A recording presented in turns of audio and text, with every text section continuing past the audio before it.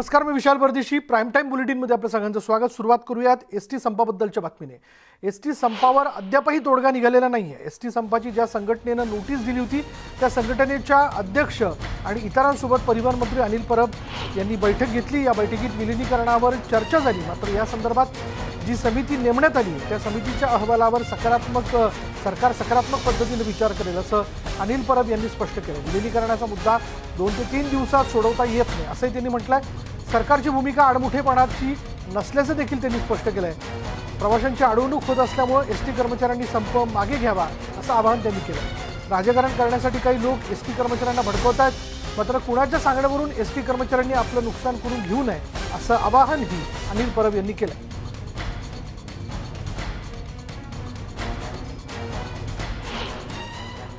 हायकोर्टाने जी कमिटी स्थापन केलेली आहे 3 सदस्यीय आणि हायकोर्टाने या कमिटीला पूर्ण अधिकार दिलेले आहेत की या कमिटीने या विलिनीकरणाच्या मुद्द्यावर अभ्यास करावा आणि आपला अहवाल सरकारला सादर करावा.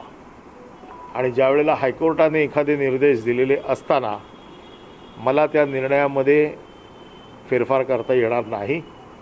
आणि म्हणून हायकोर्टाचा जो काही कमिटीचा अहवाल असेल त्याच्यावर सरकार सकारात्मक विचार करेल असं मी त्यांना सांगितलेलं आहे. आपण ॲडव्होकेट जनरलशी बोलून घ्या. ॲडव्होकेट जनरलना पण या बाबतीमध्ये माहिती आहे आणि मी म्हटलं ॲडव्होकेट जनरलशी मी बोलीन, परंतु आपण संप मागे घ्या, कारण त्यामुळे लोकांची जी अडवणूक होते, लोकांना आज त्रास होतोय, हा त्रास कमी करा. कारण हा प्रोसेस जो आहे विलिनीकरणाचा हा कुठलाही प्रोसेस 1, 2, 3 दिवसात असा होत नाही. त्यासाठी जी काही कमिटी आहे ती कमिटीला योग्य तो वेळ दिलेला आहे. त्या वेळेतच हे काम होईल असं मी त्यांना स्पष्ट सांगितलेलं आहे. जे नेते भडकवत आहेत, उद्या एस टी कर्मचाऱ्यांचं नुकसान झालं तर हे कोणी नेते त्यांना विचारायला येणार नाहीत.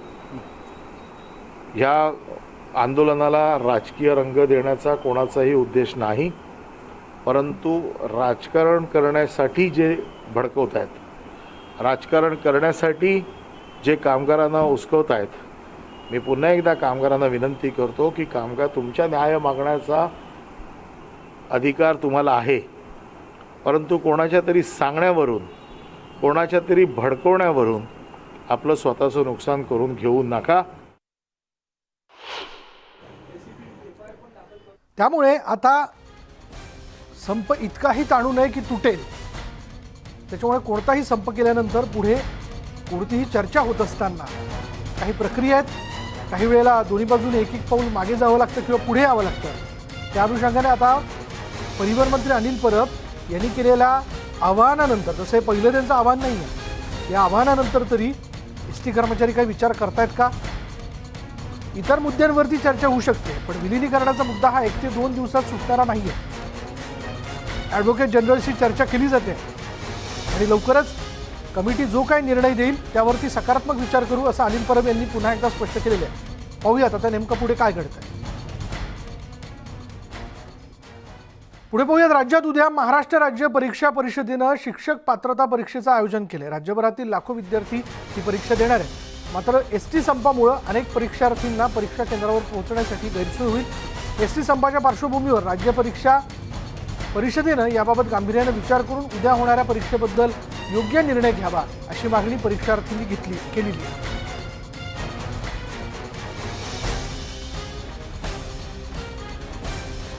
त्यामुळे या परीक्षेकरता ज्या परीक्षार्थींना पोहोचणं शक्य होणार नाही किंवा त्यांची गैरसोय होऊ शकते, ते उशिरा पोहोचू शकतात. किंवा काही वेळेला जर आपण पाहिलं, शेवटी DED आणि BEd हे सगळं शिक्षण घेतल्यानंतर ठिकठिकाणी खाजगी अनुदानित किंवा या वेगवेगळ्या ठिकाणी नोकरी करणारे जे विद्यार्थी आहेत त्यांना या परीक्षेकरता जर पोहोचायचं असेल तर शेवटी एस टीची सोय नाही आहे.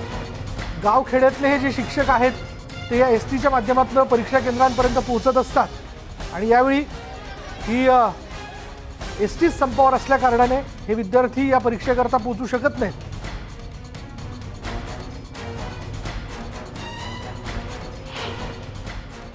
शिक्षक पात्रता परीक्षा TET या परीक्षेसाठी उद्या 2 लाख विद्यार्थ्यांनी आवेदनपत्र दाखल केले.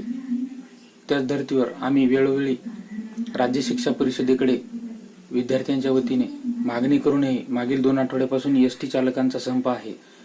त्यामुळे विद्यार्थ्यांना ग्रामीण भागातून येणारी ही मुले आहेत, यांना येण्या जाण्याचा खूप मोठा प्रचंड त्रास आहे. त्या त्रासामुळे विद्यार्थी या परीक्षेपासून वंचित राहण्याची शक्यता आहे. त्यामुळे राज्य परीक्षा परिषदेकडे व संबंधित यंत्रणेकडे आमची पुनश्च एकदा मागणी आहे की उद्या होणारी परीक्षा काही दिवसांकरिता पोस्टपोन करण्यात यावी. पुढे बघूया. ज्ञानदेव वानखेडेंच्या नावावरून सुरू झालेला वाद काही केल्या थांबायचं नाव घेत नाही. नवाब मलिकांची मुलगी निलोफर मलिक यांनी समीर वानखेडेंच्या वडिलांच्या नावाबाबत खुलासा करणारा नवा पुरावा ट्विटरवर शेअर केला. निलोफर मलिकांनी समीर वानखेडेंच्या लग्नाची पत्रिका शेअर केली आहे. पत्रिकेत समीर वानखेडेंच्या वडिलांचं नाव दाऊद वानखेडे असं आहे आणि त्यामुळे आरोप फेटाळणाऱ्यांच्या खोटेपणाचा आणखी एक पुरावा सगळ्यांसमोर आल्याची टीका निलोफर मलिक यांनी केली. त्यामुळे निलोफर मलिक यांनी केलेलं हे ट्विट, या ट्विटला आता समीर वानखेडे किंवा समीर वानखेडेंच्या परिवाराकडनं काही उत्तर दिलं जात आहे का हे पाहावं लागणार आहे. पण त्यांनी समीर वानखेडेंच्या लग्नाची पत्रिका जी आहे ती ट्विट केली, ज्या पत्रिकेमध्ये ज्ञानदेव वानखेडे यांचं नाव दाऊद वानखेडे असल्याचं त्याच्यामध्ये लिहिण्यात आलेलं आहे.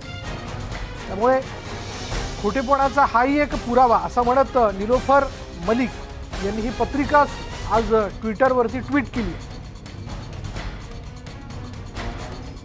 रोज नवीन खुलासे या प्रकरणात होताना दिसत आहेत. आरोप प्रत्यारोप जे आहेत ते थांबण्याचं नाव घेत नाहीये आणि आता ज्ञानदेव वानखेडेंवरनं सुरू झालेला हा सगळा वाद जो आहे तो नवीन वळण घेताना दिसतोय. ही पत्रिका आज निलोफर मलिक यांनी ट्विट केलेली. निलोफर मलिक यांनी या पत्रिकेत समीर वानखेडेंच्या लग्नाच्या पत्रिकेत ज्ञानदेव वानखेडे यांचं नाव दाऊद वानखेडे असल्याचं त्यामध्ये दाखवलेलं आहे. बोलूयात आमच्या प्रतिनिधी स्वाती लोखंडे डोके आपल्याबरोबर आहेत. स्वाती, ज्यावेळेस हे सगळे नवीन वेगवेगळे पुरावे जे आहेत ते समोर येताना दिसतात, तर यावरनं खरं काय आणि खोटं काय नेमकं काय समजायचं? हा प्रश्न आहे आणि याचं खरं तर उत्तर तपास करणाऱ्या यंत्रणांनाच द्यायचं आहे. कारण आपण जर बघितलं की निलोफर मलिक यांनी जी पत्रिका ट्विट केलेली आहे त्याच्यामध्ये आपल्याला स्पष्टपणे नाव आणि एकूण सगळ्या गोष्टी क्लिअर होत आहेत. त्यामुळे आणि निलोफर यांनी ट्विट करतानाच असं म्हटलेलं आहे की इतकी मोठी गोष्ट लपवण्याचा प्रयत्न करत असला तर ती लपणार नाही, त्यामुळे हा त्याचा पुरावा असं त्यात स्पष्टपणे लिहिलेला आहे. त्यामुळे जर आपण बघितलं की समीर वानखेडे प्रकरणात एक नवीन रोजच्या रोज धागेदोरे आणि नवीन पुरावे समोर येत आहेत. अनेकदा समीर वानखेडे डिनायल मोडमध्ये जातात. अगदी मग रेस्टोबारचं प्रकरण असू दे किंवा बाकी इतर गोष्टी. त्यामुळे आता जी काही चौकशी सुरू आहे त्याच्यामध्ये सत्य बाहेर येईल असं आपण आशा करायला हरकत नाही. आणि जेव्हा म्हणजे नवाब मलिक जे का महाराष्ट्र राज्याचे मंत्री असताना जर ते इतकं ठामपणे म्हणतात, त्यामुळे कुठेतरी तथ्य असण्याची शक्यता नाकारता येते. हे नुसते आरोप असू शकत नाही, यात नक्कीच काहीतरी तथ्य असावं. धन्यवाद स्वाती या सगळ्या तपशिलाबद्दल. तर आपण पाहतोय पुन्हा एक नवीन विषय जो या सगळ्या प्रकरणामध्ये म्हणजे ज्ञानदेव वानखेडेंच्या संदर्भात आता नवाब मलिक यांची मुलगी निलोफर मलिक यांनी एक ट्विट केलंय. त्यांनी समीर वानखेडेंच्या लग्नाची पत्रिका जी ती ट्विट केलेली आहे आज ट्विटरवरती आणि त्यामध्ये त्यांनी दाखवून दिलंय की ज्ञानदेव वानखेडे यांचं नाव दाऊद वानखेड्यामध्ये लिहिण्यात आलंय.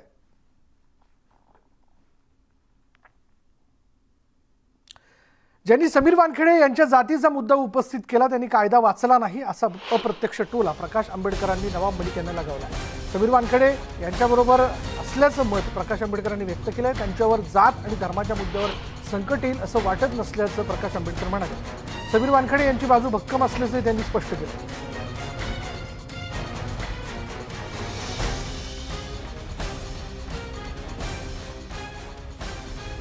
समीर वानखेडेंची जी परिस्थिती आहे की त्यांच्या वडिलांनी मुस्लिम धर्म स्वीकारला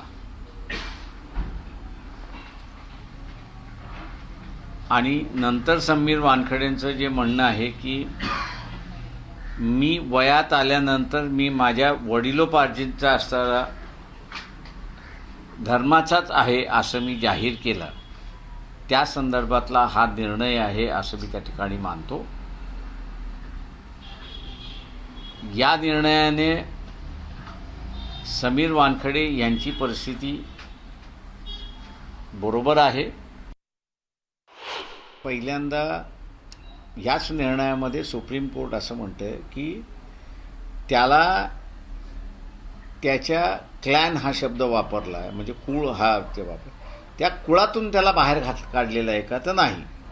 तर त्या कुळानेच त्याला असं हे दिलेलं आहे की नाही, हा ह्याचे वडील जे आहे ते आमच्या समाजाचे होते, जातीचे होते, आणि ही जात जी आहे ती घटनेप्रमाणे असणारा शेड्यूल कास्टमध्ये येते, त्याला त्यांनी ग्राह्य धरलेला आहे. तोच रेकॉर्ड, म्हणजे वर्तमानपत्रातून जी काही मी रेकॉर्ड वाचतोय त्या रेकॉर्डवरनं समीर वानखेडेला त्याच्या कास्ट आणि रिलिजनच्या सर्टिफिकेटवरती काही आच येईल असं मला वाटत नाही आहे. आता बातमी आर्यन खान संदर्भातली. आर्यन खानच्या जामीन अर्जावर निकाल देताना मुंबई उच्च न्यायालयाने एक महत्त्वपूर्ण निरीक्षण नोंदवले. आर्यन खान, अरबाज मर्चंट आणि मुनमुन धमेचा यांच्याकडे कमर्शियल क्वांटिटीमध्ये अंमली पदार्थ सापडले असं प्रथमदर्शनी दिसत नसल्याचं कोर्टानं नमूद केलं आहे. तसंच या तिघांचाही गुन्ह्यात सहभाग आहे हे सांगणं कठीण असल्याचं कोर्टानं स्पष्ट केलं आहे. या मुद्द्यांच्या आधारावर आर्यन खानला जामीन मिळाला होता. आज याच जामीन आदेशाची प्रत जाहीर करण्यात आली.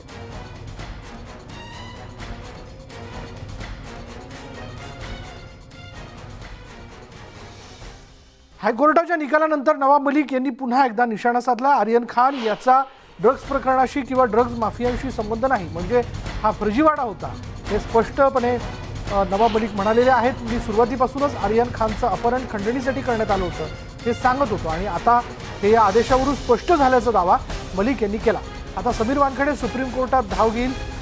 रिया चक्रवर्ती प्रकरणातही NDPS कोर्टाने जामीन दिल्यावर हायकोर्टात धाव घेतली होती. हा सगळा जनतेचा पैसा आहे, त्याची उधळपट्टी थांबली पाहिजे असंही नवाब मलिक म्हणाले.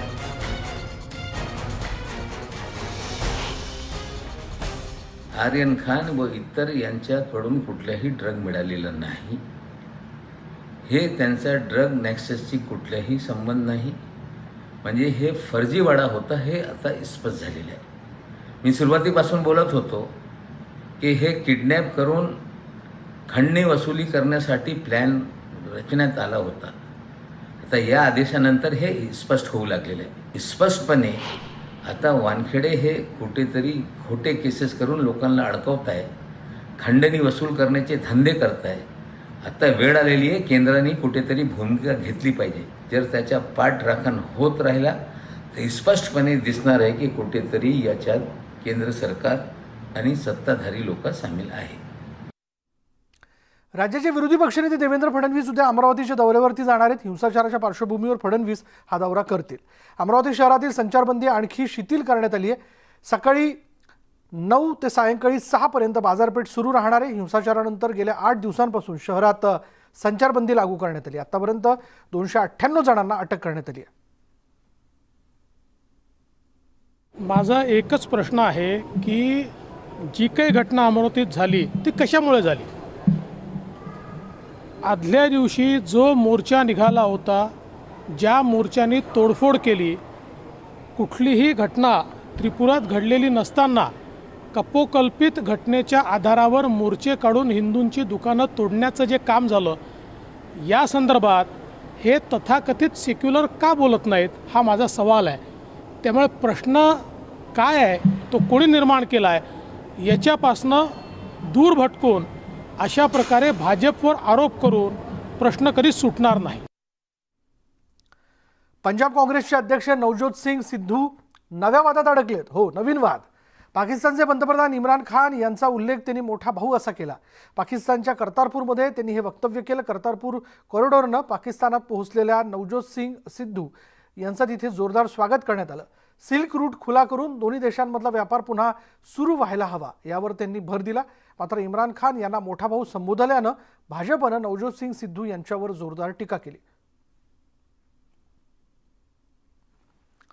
राज्यात सत्ताधारी आणि विरोधकांमध्ये दररोज आरोप प्रत्यारोपांची राळ उडालेली दिसते. अर्थात तो राजकारणाचा भाग झाला. मात्र राजकारणाच्या पलीकडे जाऊन हे नेते एकत्र येतात. निमित्त होतं ते नाशिकमधल्या भाजपच्या आमदार देवयानी फरांदे यांच्या मुलीच्या लग्नाचं.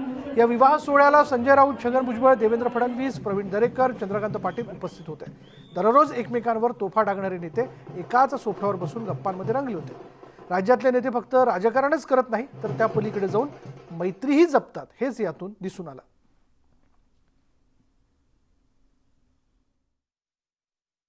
जिथे जिथे आम्हाला सन्मानानं बोलवली तिकडे तिकडे आम्ही जातो आणि आम्ही कुठेही उगाचच राजकारण आणत नाही. जिथे राजकारण करायचं तिकडेच आम्ही राजकारण करतो. हां, एखाद्या कुटुंब सोहळ्यामध्ये, मित्रपरिवारामध्ये, सामाजिक कामामध्ये राजकारण आणून. ताडोबा अंधारी व्याघ्र प्रकल्पात महिला वनरक्षकावर वाघानं हल्ला केलाय. ताडोबा अंधारी व्याघ्र प्रकल्पात वाघानं केलेल्या हल्ल्यात महिला वनरक्षकाचा मृत्यू झालाय. स्वाती ढुमणे असं त्यांचं नाव आहे. व्याघ्र जनगणनेची पूर्वतयारी सध्या सुरू आहे आणि त्यासाठी कुंवर क्षेत्रात वनसंरक्षक आणि काही वनमजूर गेले असता त्यांच्यावर वाघानं हल्ला केला. ढुमणे यांच्यासोबत असलेल्या 4 वनमजुरांनी वाघाला उचकवण्याचा प्रयत्न केला, मात्र वाघानं स्वाती ढुमणे यांना जंगलात उडून नेलं. वरिष्ठ अधिकारी आणि अधिक कुमक आल्यानंतर करण्यात आलेल्या शोध मोहिमेत त्यांचा मृतदेह सापडला. सकाळी साधारणतः 4-4.5 किलोमीटर कुलारा गेट ते 97 कंपार्टमेंटमधील वॉटर होल इथपर्यंत चालत गेल्या.